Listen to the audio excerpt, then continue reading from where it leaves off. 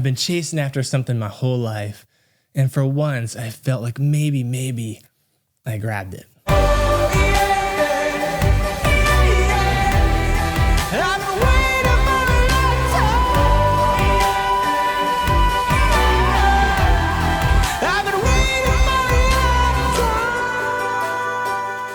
Welcome to Wild Songs, a creative space for the curious misfits. I'm your host, Kyle, and my passion is unlocking kingdom artists across the country who want to go deeper than the formulaic, predictable Christian music out there. I have an announcement! Folks, this is episode 1 of season 2. Whoop, whoop. I'm super stoked about this upcoming season, all the songs we're going to share here. If you haven't gone through all the songs in season 1, please do me a favor and go back and dig into those. There are 12 episodes. And I've been so encouraged by the messages and posts and reviews where, I hope this podcast is awakening something in artists and inspiring you in a new way. So in season 1, we explored the ache, right? Deep longings of the kingdom. We have to start with songs of yearning and heartache and searching and groaning. This is the burning hunger within us for the kingdom to come. It's not pretty or safe or nice or neat. It's tears and pain and deep dissatisfaction with the world. And now we get to turn in season 2 to something even deeper than the ache, deeper than the pain, the wild light of hope. Now, here's my promise to you with this podcast. I'm going to help you listen to music differently. So many what I call Nashville bros, they like to talk about industry tips and promotion strategies and trophies and awards and career success. But the very songs that they're making are lifeless, cookie cutter, run of the mill. There's this generic sense to the music. But look, you don't have to love everything that I share with you. You're not going to love everything that I personally make as an artist, but you're going to hear things you've never heard before. You're going to experience high quality music, not fluff, and you'll discover a new part of Christ in every song. So let's dive in. Come away. Come away. Okay, this season is all about hope. Hope is the word which God has written on the brow of every man, says Victor Hugo. I know that we all experience pain and sorrow and grief and that ache that we talked about, but I think there's something even deeper about humans. See, we have this capacity against all odds, in the darkest of times, in the deepest pain, to have hope. We have the capacity to dream and long for something better. We have the strength within us to believe that things can change. So we're going to come from a lot of different angles in hope because I think honestly it gets a bad rap. There's this public perception, especially among artists in our culture. Like hope is cheesy or fake or inauthentic. People say like, don't give me your happy clappy songs. Like they're trying to be all cool and authentic. Like we don't do those hope things. And I understand that. I understand the criticism. But honestly, I think it's just a cop-out for being uncomfortable to sit with the real thing, really coming face to face with what hope is. Hope is real and it's powerful, and it's something that artists in our generation struggle to capture well because, a lot of hopeful songs on Christian radio seem kind of cheap or smiley or just sweep everything under the rug. And I'm not even so much talking about the lyrics, but like how it's captured, the sound, the production, like what hope actually sounds like. So we have this massive problem with music in our culture because the number one thing we produce in American music culture is relational dysfunction. Things not working right. Someone breaking your heart, revenge, screw you, I'm going to get you back, I'm so over you. We have all these breakup songs, these songs around romantic relationships not working out. Like if you're an alien studying the human race and you hone in 21st century American music and you just study the music, it's overwhelmingly songs about romance not working, which I get it. I understand that. But like, that's not the thing we actually want, right? That's not the thing we strive for and dream for. Like what we really want is for love to work in all the right ways, for love to be so amazing and magical and beautiful and deep that it's a story that's told 100 years later. I'm not talking about a cheap romanticism. I'm talking about deep romance. And I just feel like, hey, if we're going to start with hope this season, it's this bright light that's shining on a dark world of disconnection. where there's this thrill of something wild and true and possibly amazing that can actually happen, then we have to start with love. True love.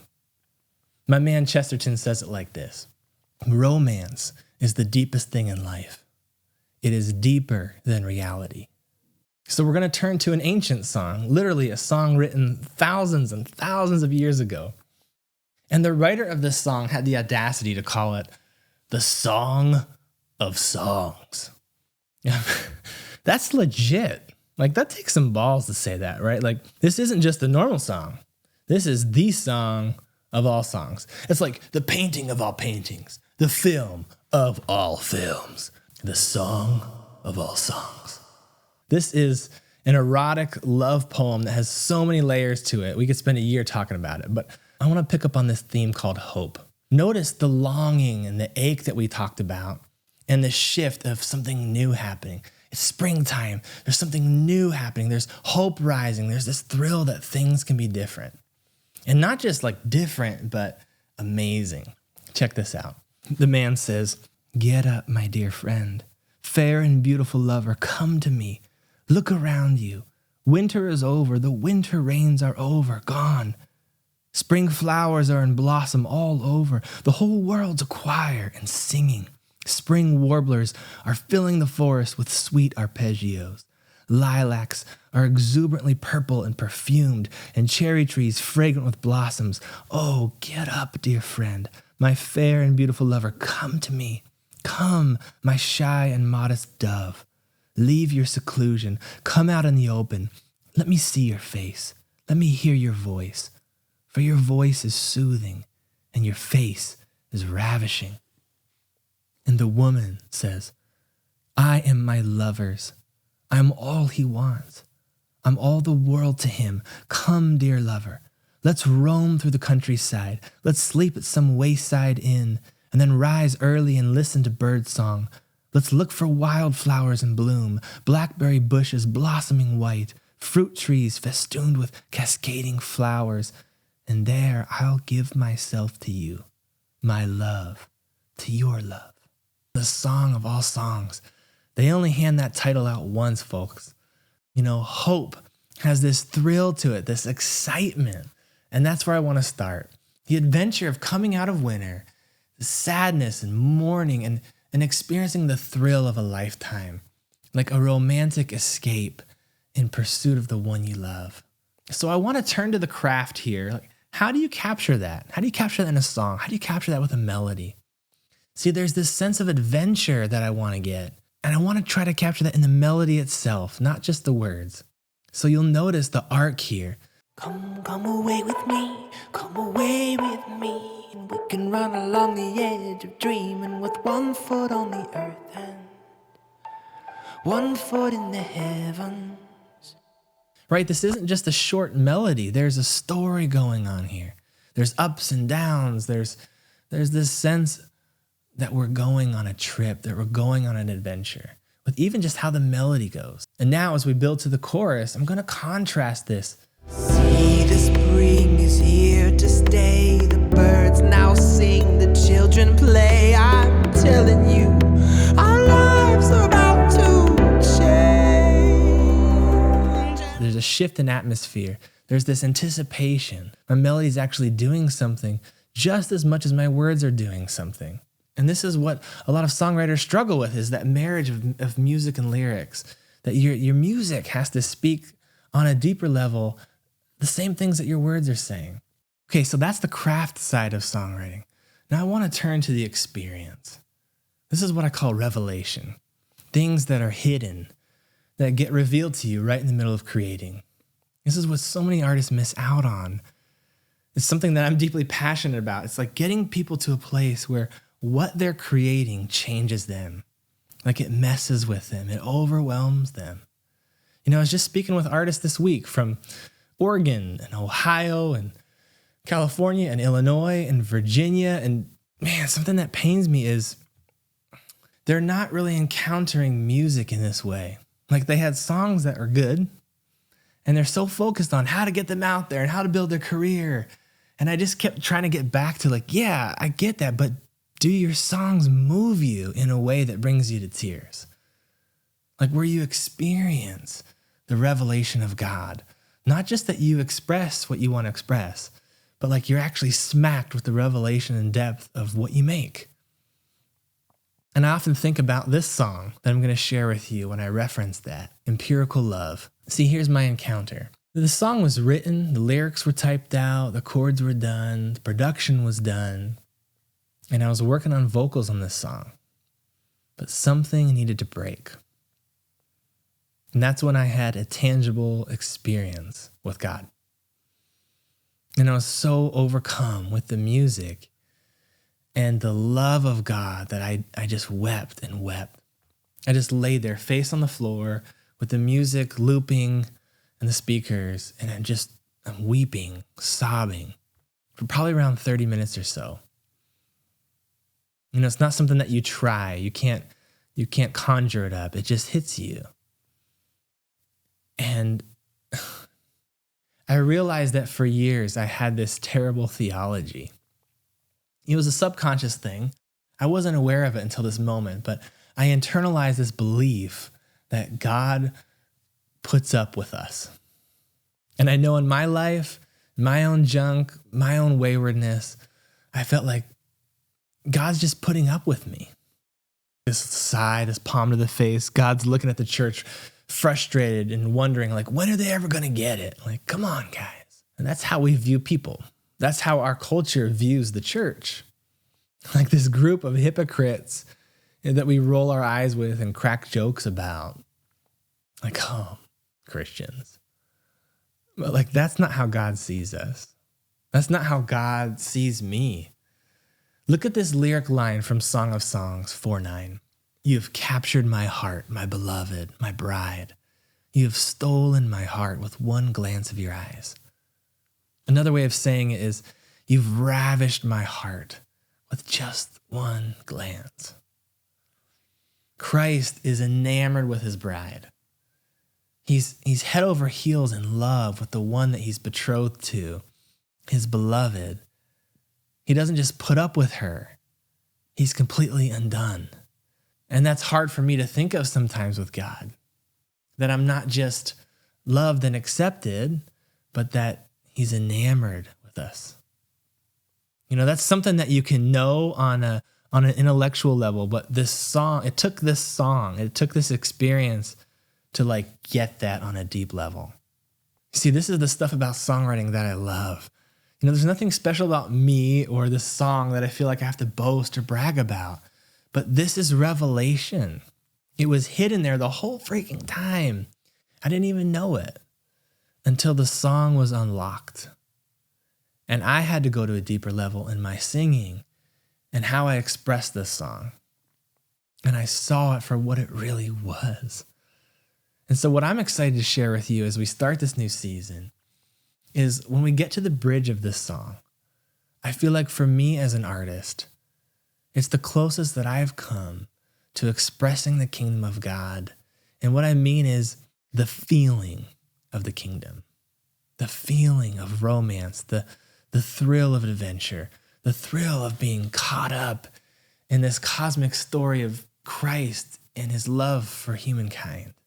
It's not about having the right words, the right theology, or checking the boxes. Like, it's about stepping into an experience, a relationship, the ravishing love of God that calls me out of my little world, my bitter winter, my longings and pains and grief, and calls me towards colors and light and newness and joy and vibrant relationship.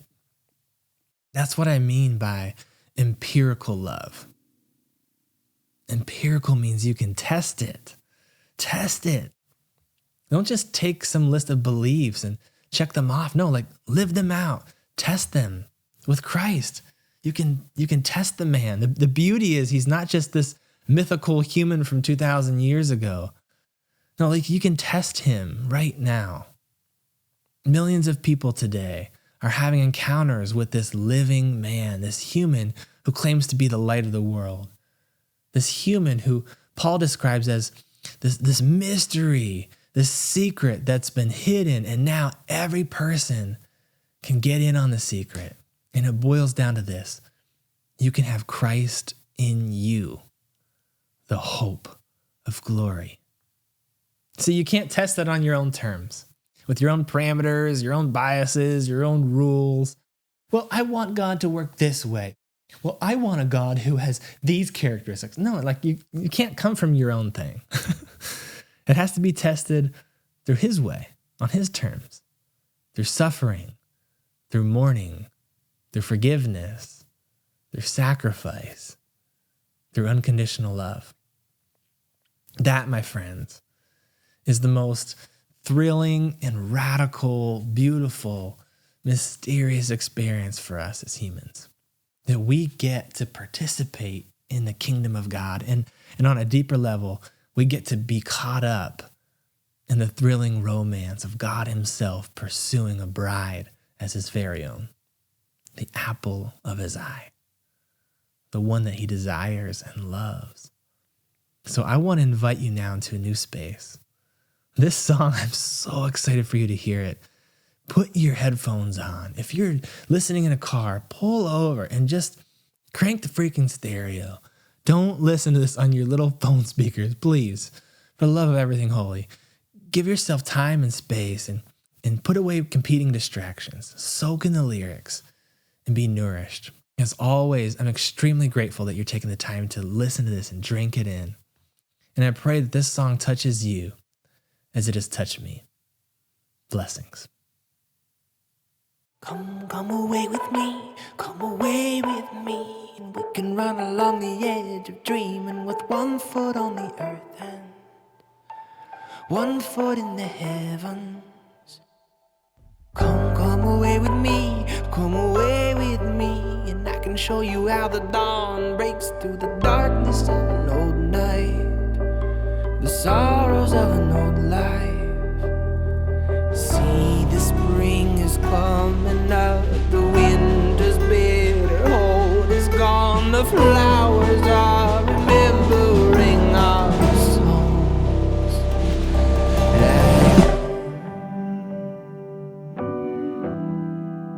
I've been waiting for a lifetime. I've been waiting for a lifetime. Come away with me, come away with me, and we can hunt for waterfalls, places where secrets go unwhispered, young flames that sneak into each other. Come away with me, come and lay with me, and you can rest beneath the shade of my love. Call me as the highlands finally fall into the right hands. See, the spring is here to stay. The birds now sing, the children play. I'm telling you, our lives are about to change. And oh, yeah, I've been waiting for a lifetime. I've been waiting for a lifetime. I've been waiting for a lifetime. I've been waiting for a lifetime.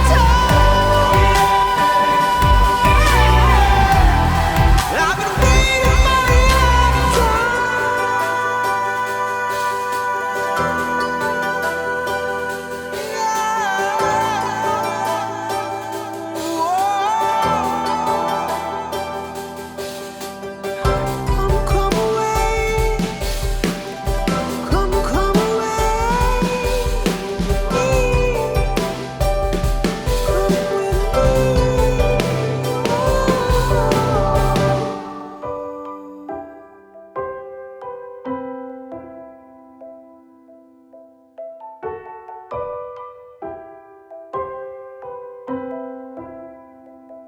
It's a new way to move.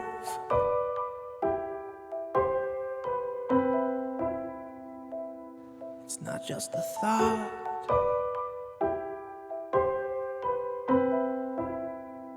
You won't learn it in school.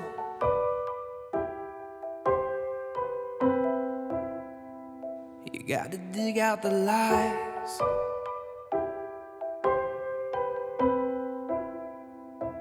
It's the freedom to stand.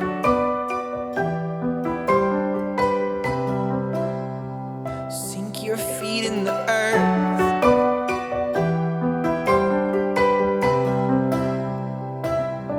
Wonder of time.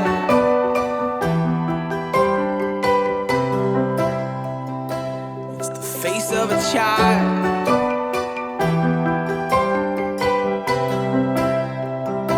It's a new way to think.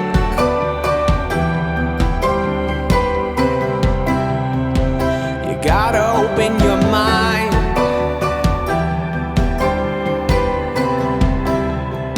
I don't care what you did. No, no. It all changes right now.